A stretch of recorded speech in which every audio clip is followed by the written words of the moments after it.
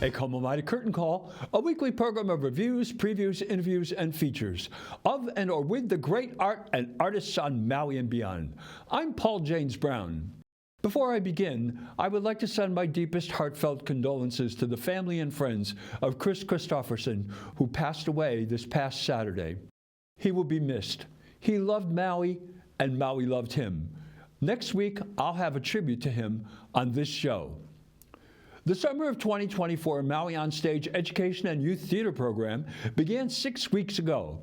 They chose to produce Pulitzer Prize and multiple Tony Award-winning playwright David Lindsay Abaireʻs Snow Angel. This is an all-teen show, both on stage and backstage. It's all run by young people under the direction of Tina Kailiponi and Francis Tauʻa, along with mentoring by Amy Lord, Dawn Harper, and Madeline Hamada, lights, sound, and stage managing, respectively. The play takes place in Deer Point in the middle of one of the worst snowstorms in a century. It closes school to the delight of all the students until they find out they have to keep up their journals. Many ask, what kind of snow day is it when you have to do homework? Indeed. And that is the crux of this play. The audience has the opportunity to dive into the adolescent psyche in all of its insecurity, wishfulness, pettiness, selfishness, and seeking through watching and listening to their journal entries.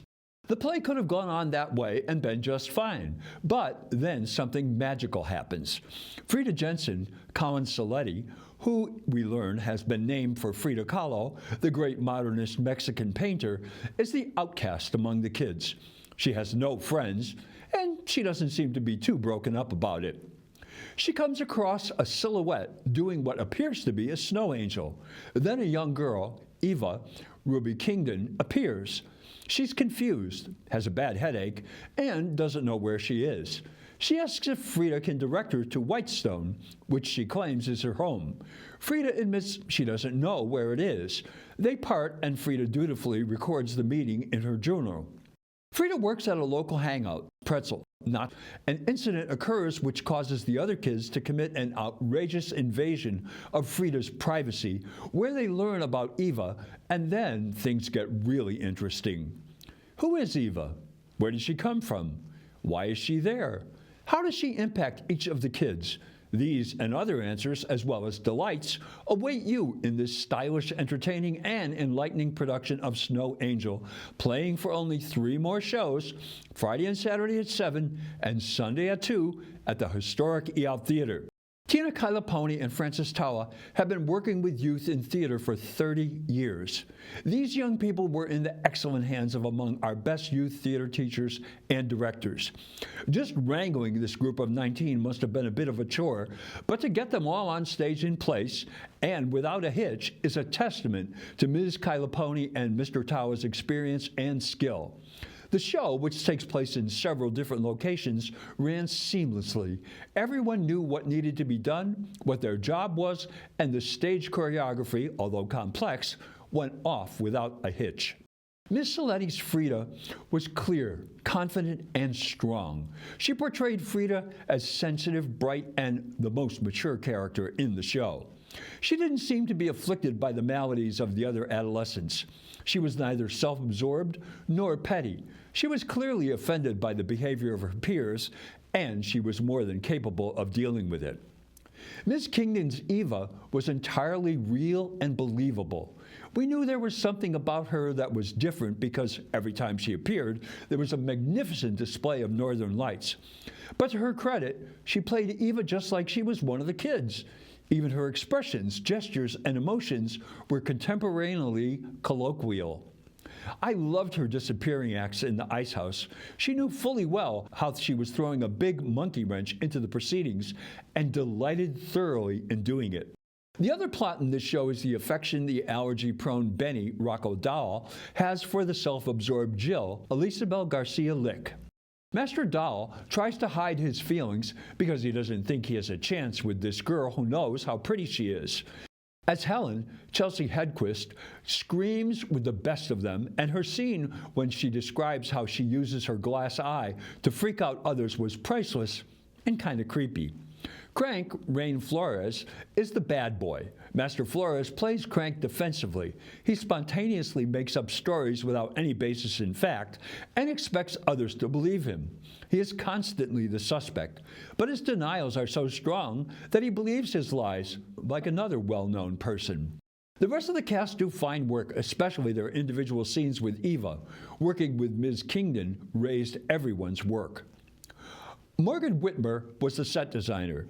The set served all the scenes. It had multiple levels, and because of the excellent design, there was no delay from one scene to the next.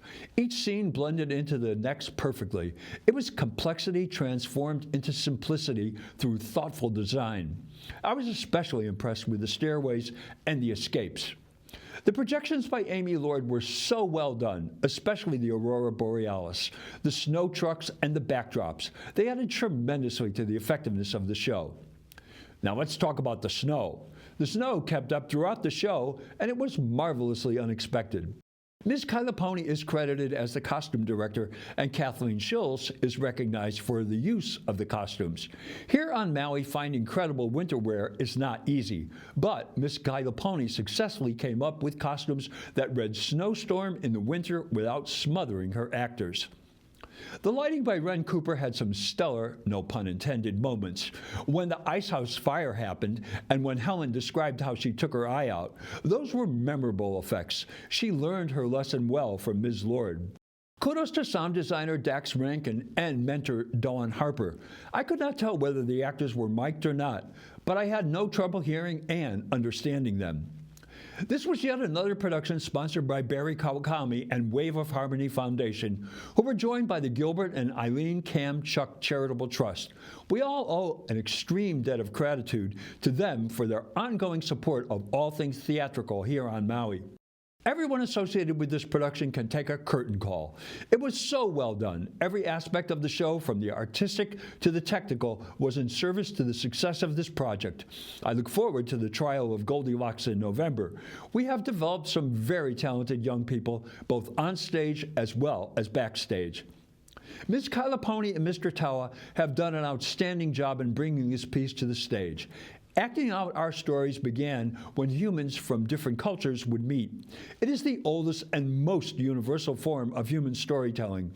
These young people have become part of a basic human tradition. Whether they be fantasies, narratives, or true stories, the experiences and skills they develop will serve them in wherever their future takes them. Being able to launch those memories through the leadership and direction of Ms. Kailiponi and Mr. Tauʻa will ground those skills on a firm foundation from which they will grow. These talented, hard-working young people have given us a marvelous, enlightening, and fun night at the theater. You only have 3 more chances to catch this challenging, humorous, as well as emotionally fraught theater piece by one of our top playwrights. Friday and Saturday at 7 p.m., doors open at 6:30, and Sunday at 2 p.m., doors open at 1:30. Go to MauiOnStage.com for tickets and information. Support and celebrate the future of Maui theater. Don't miss it. Well, that's Curtain Call for this week. Mahalo for tuning in. I'm Paul James Brown. Maui strong. Ahui ho!